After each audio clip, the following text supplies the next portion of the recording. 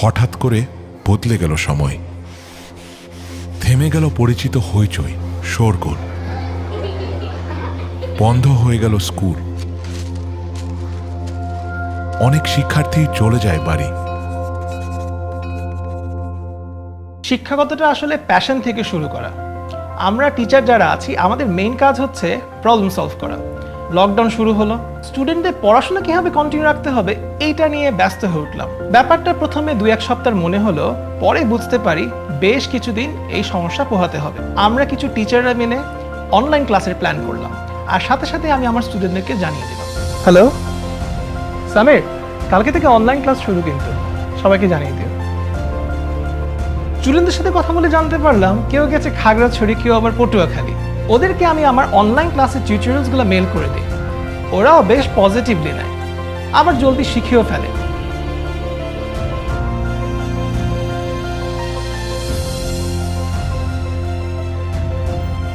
প্রথম তো বেশ নার্ভাস লাগতো, ক্যামেরার সামনে ক্লাস নিতে হবে, পারবো কি পারবো না আমি আসলে শিওর ছিলাম না। সবাইকে আমাকে শুনতে পাচ্ছ?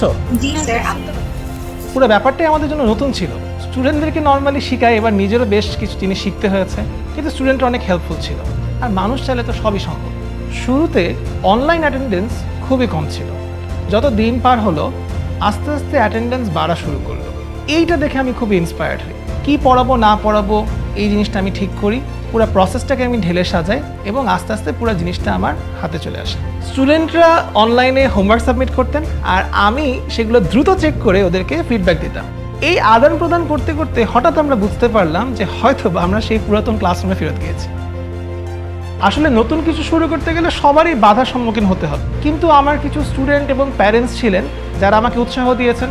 ওনারা বলেছেন যে স্যার আপনি ক্লাস নেন, আমরা ঠিকই আসবো। আর এখন তো ইন্টারনেট হাতের মুঠোয়, যে কোনো মানুষ নতুন কোনো উদ্যোগ নিতে চাইলে সেটা সম্ভব। আমরা চাইলে কি না সম্ভব, আর এই সম্ভবকে সহজ করতে পাশে আছে গ্রামীণফোনের 4G ইন্টারনেট।